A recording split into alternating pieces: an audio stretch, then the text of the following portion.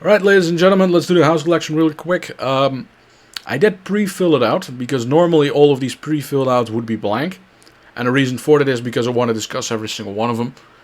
In this particular regard, not really, because they are pretty much solidified. So let's have a quick discussion. So for an example, in the South, I'm only going to discuss one district, maybe two. North Carolina should be discussed. Virginia.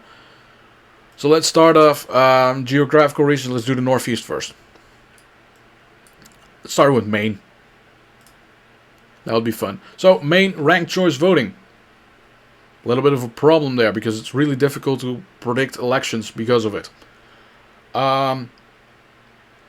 Jared Golden, he kind of committed the political suicide of the century, where he decided to vote for gun control in a region of the state where pretty much everyone has rifles. And that is a really stupid thing to do. So, Trump is going to win the district by about 10 points. The Republican candidate for the House is running as a Trump Republican. So as a result, I do think it's going to be a safe thing to say that the NASCAR driver, I forgot his name, he's going to narrowly pick it up. New York, we're going to have a little talk about this. Molinaro, he's not losing. Same thing with Lawler. Same thing with Riley. And the only two we have to discuss is Despacito and Williams. So I did see polling during the Biden v. Trump era in which the district was tied in terms of Esposito. That's no longer the case. I think Harris is going to win the district by about 3 to 4 points. That being said, I don't think it's enough to knock out an incumbent. I think it's going to be about a 1-point victory for the Republican Party. Williams, on the other hand, has the exact opposite problem. This district is going to go to Harris by about 8 points, and as a result, he's going to lose. Pennsylvania, 3 districts, well, 2 districts to discuss. This one is going to go to like 5 to 6 for the Democrats. These two. So, these districts, they will vote for Trump by about 2 to 3 points each. Problem is that enough for Cartwright up here and Wild down here to win? And in my particular case, I think Susan Wild's going to hang on by about 1 to 2 points. But because Trump is campaigning heavily in Pennsylvania, I think this district is going to flip. New Jersey, I see no reason why Tom Kean should lose. I think it's going to be about 3 to 4 points. Let's move over to the Midwest. We have a few districts to discuss. Let's do the easy ones first, shall we? So, Indiana, Mervin's going to win by about 4. It's getting closer every single cycle, but I don't see it winning right now. Maybe next presidential election. Or maybe if Trump wins Gary outright, then Mervin could be in trouble, but at this moment I don't see it. Another easy district is Cincinnati. Landsman's going to hang on. Same thing with Sumner County. Sykes is going to hang on. And these districts, Van Orden is going to win by about 3. The remainder of the districts, they are going to be relatively close. So Zach Nunn, I think, is going to win by about 2. Slightly over 2. Makes it a lean seat. Same goes for John James, and he's been a real disappointment, for me at least. The other 3 seats, they're going to be tilts. Capture, her district is technically a Trump plus 4 district. However, she is very overperforming, so she's going to hang on. The moment Marcy Capture retires, this district is going to flip Republican. You can mark it down, you can take it to the bank, I don't particularly care. These two, they are true toss-ups. I don't know what they're going to do, but I do know that one of the two is going to go to the Republican Party. For now, I'm just going to say Slotkin's district stays, Kilday's district, because he's retiring, is going to flip. So that's the Midwest. Let's go to the south because there's a lot less districts to discuss. Kiggins, she's not losing. Take that out of your head.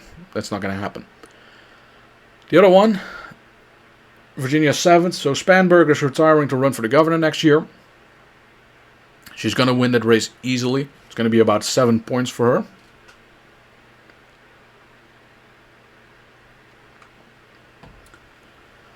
But that means there's a vacancy right here. So at the moment we have one of the two Ukrainian spies that used to work for U.S. government in the Department of Defense, Vindman. It's not the one that ranted and raved about fake information. It was his twin brother. He's running. He had a very tough primary where a lot of resources had to be expended. So he's basically broke at the moment. The Republican didn't really have a tough challenge, but I don't think he's going to win. So Vindman is going to be in the House of Representatives, which is going to be very annoying for everyone that has two brain cells to rub together. For the people that only have one, oh, you're going to enjoy him. Don Davis in North Carolina's first. He is running for re-election. However, he is going to get one of those DC lobbyists to run against him in the Republican Party. If it were Sandy Davis or Sandy Smith. Yeah, Sandy Smith. If she was the nominee, I would have put this as lean Democrat. But now I'm going to put it at tilt Republican because you get a DC lobbyist, so they're going to inject a lot of money to keep DC in control of North Carolina. So that's what's going to happen. The House always wins after all. Texas, 2 districts to discuss, and one is mainly because of, well, some DOJ stuff. So Henry Cuellar over here in the 24th or the 28th, whatever, one of those two. He is under indictment by the DOJ for corruption charges. If he goes to prison, you can have 2 choices. So you have 3 different branches to go through in this particular case. Either he gets to stay and he's cleared of all charges, in which case this is going to be safe Democrat, don't even bother asking. If he goes to prison, it's going to be a 2-way horse, because does he get to stay on the ballot? If he does stay on the ballot, it's going to be a likely to lean victory for Cuellar. If he's not on the ballot, this seat flips. So that is something we kind of have to look for. Kind of wait and see for the more information we got. So at the moment, I'm just going to go middle ground, likely Democrat. Vicente Gonzalez is running in the 34th district. He's running against previous incumbent Mayor of Flores.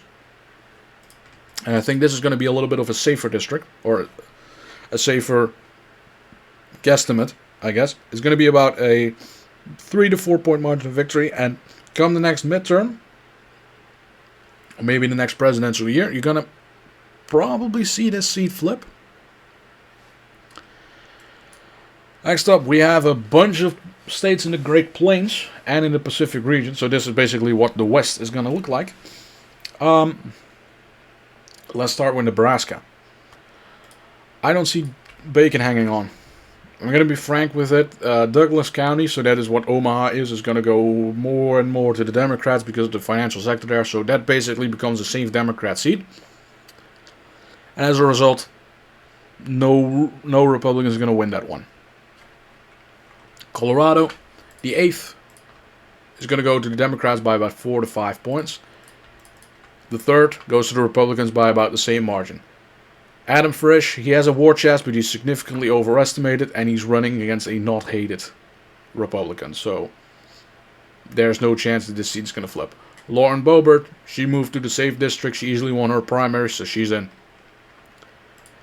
Northern New Mexico goes to about the Democrats to about 5. Maybe a little over 5. You can make an argument of this being likely in terms of margins. But at the moment, I don't really have polling to make that distinction. It is going to be that the 1st district here. So this is the 1st, the 2nd, the 3rd. So the first district is going to be a lot more Democrat than the third. And in this particular case, Yvette Herrell, last time without Trump on the ballot, she lost by about 150 votes. With this district of this makeup,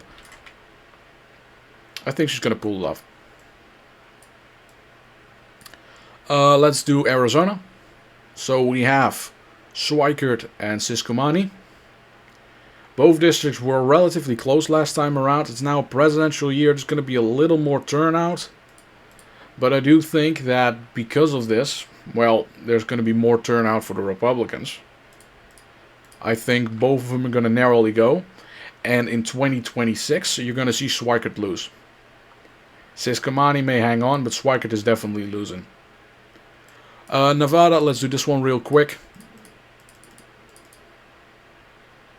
Do we have to discuss anything on this particular regard? I don't think so. Let's move up north. California and Alaska, we do last. Joe Kent, in this particular district, he's going to win by about 4 points. It is a presidential year right now, so he is going to win, and that's good for the Republican Party. In terms of Oregon, this is basically southern Portland, a bit of a suburbia in here. Obviously, this is going to go to the Democrats in both cases.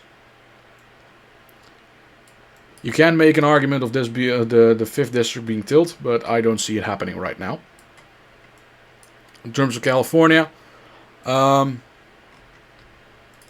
beach here, Long Beach, that's going to go for the Democrats kind of easily. Garcia hangs on, Valadeo hangs on. Keep forgetting it. I think this one is Young Kim, this one is Michelle Steele. I hope I don't get this wrong. I probably do. Ken Calvert, he's a lazy guy, but he's going to win, albeit narrowly. And then we have three seats that I don't really know what's going to happen. So we have Duarte against Adam Gray. They're basically the same guy. They have the same policies. They have about the same finances. The staff for John Duarte is about as consistent as the staff for Kamala Harris, which means you have about a 90% turnover rate. At this point, I think Gray is going to win. Is it going to be a loss for the Republican Party? No. Is it going to be a win for the Democrats? I mean, theoretically. Who cares? The other one for Orange County, this is Katie Porter's seat. So you have Dave Min running for the Democrats, and you have Scott Baugh running for the Republicans. Scott Baugh was the previous nominee in 2022 as well. And the funny thing about this is Scott Baugh, he didn't really have a primary challenger from the Republican direction. The Democrats did have a brutal primary. Dave Min, he's out of money. He has a DUI charge that is going to be really pissy for the people in Orange County. And as a result, the combination of no money, scandals, and running against a relatively popular Republican for the Orange County region, this district is going to flip. And the last one, Alaska. So, what do we have? The primary election was held. Peltola got about 46% of the vote, I think. I can pull it up real quick. Let's just move it out of the way. No, let's do a decision desk. Pull in results, House, Alaska. There we go. So, not really much of terms of accounting of the vote has been done. Peltola, 50% of the vote. I think it's becoming slightly less than that. We have Nick Bajich, Nancy Dahlstrom, so that's the previous nominee and the lieutenant governor. And now we have Matthew Stansbury and John Howe. This is the another Republican. This is an Independence Party. So what happened is Nancy Dahlstrom, she dropped out and endorsed Bajich. So what's going to happen? I think all the Republicans have decided, okay, we have one candidate going to the general election, so all the Republicans are going to drop out of the race in order to try and consolidate the vote. And I think I can show that a little better. Maybe Wikipedia has it. A little better. Alaska, yeah, they have it a little more in terms of voting. They have an actual complete list. So, 50.9 for Peltola. Burgess gets 26. Dahlstrom gets 20%, slightly below. Matthew Salisbury, he withdrew as well. So what we have is we have 2 Democrats in the general election, an Independence Party, and a Republican. So what does this mean? Simply put, all Republicans are now united behind one candidate. One. That means it's going to be quite a different ballot in terms of ranked choice voting. The Republicans, they're all going to vote for the same guy. Who cares? What does this mean for the race? I can now be quite confident to say that Alaska is going to flip. And there's also a ballot initiative on the Alaska ballot, which is to repeal ranked choice voting. And at the moment, it looks like it's going to be about a 60% yes to repeal and 40% no. And what is going to happen is that a lot of Democrats and liberal Republicans like Lisa Murkowski, they're going to go injecting millions and millions of dollars in trying to keep the ballot initiative out or to outright get it to fail. But at the same time, they don't have the resources to get Peltola over the line. So this is the cycle where Peltola is going to lose. If she were to win by some magical reason, she's going to run next year for the Senate, which means that the House seat is going to flip anyway. So it's a little bit of a blip on the radar. It is going to, at some point, flip. So at the moment, House of Representatives, 226 Republican, 209 Democrats, with a 51-49 Senate for the Republican Party and the White House for Trump. It's going to be, well, a clean sweep. Does this mean Republicans are going to get anything passed? No. Not at all. You're going to have John Curtis, who is going to consistently vote, well, worse than Mitt Romney does. You're going to have Lisa Murkowski, who is at this point very close to just outright switching to the Democratic Party. You have Susan Collins, who votes as a Democrat, basically. I think she did file to run for re-election, but I don't think it's going to do anything for her. She may lose, she may win, who knows. So that is the Senate. So it's not really going to be ground shaking. It's going to be mediocre at best. Is there going to be a lot of good in a second Trump term? Yes. A lot better than Harris would be. Even to the point where Gavin Newsom is outright supporting Trump, because if he knows that if Harris were to win in 2024, then he would have his entire political future vanished. If Harris were to lose, Gavin Newsom can come in 4 years' time and say, hey, I'm now the presidential candidate, you guys can go after yourself. And Gavin Newsom has a clear path of winning the Democrat primary in 2028. He would have to go up against Ron DeSantis, maybe James Vance, and that would be the election. So at that particular point, if it were to be Newsom against Vance in 2028, yes, then we can definitely say that the Democrats may be slightly favored. However, the Rust Belt might go in the direction of the Republican Party because Gavin Newsom is really not popular in that particular direction. Arizona is going to be safe Democrat at that particular point, as is Nevada. Georgia may go for the Democrats at that particular point. So you're going to see a realignment where the South is going to be more Democrat and the Midwest is going to be more Republican. So it's going to look a little more like a classical electoral college instead. I'm going to stop yapping. See you next time. Cheers.